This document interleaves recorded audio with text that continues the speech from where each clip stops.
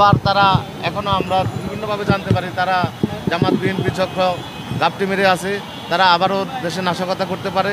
যার কারণে আমরা যারা ঢাকা পাঁচের মাননীয় সদস্য আমাদের প্রিয় নেতা আলহাজ মশিউর রহমান মোল্লা সজল মোল্লার নির্দেশে এই ঢাকা পাঁচের অন্তত 20টি স্পটে যে সমস্ত স্পটগুলো গুরুত্বপূর্ণ সেগুলোতে আমরা আমাদের কর্মীদের নিয়ে আমরা অবস্থানে আছি, যেন জামাত বিএনপি আর কোনো ষড়যন্ত্র করে কোনো জানমালের ক্ষয়ক্ষতি করতে না পারে। এই জন্য আমরা আমাদের রাজপথে আছি।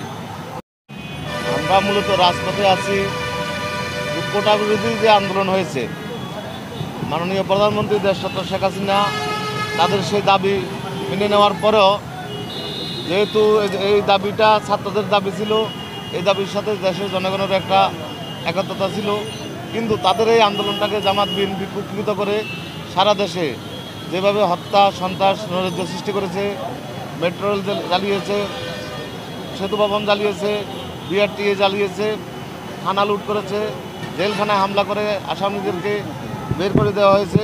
এই কারণে আবার তারা এখনও আমরা বিভিন্নভাবে জানতে পারি তারা জামাত বিএনপি চক্র গাপটি মেরে আছে, তারা আবারও দেশে নাশকতা করতে পারে।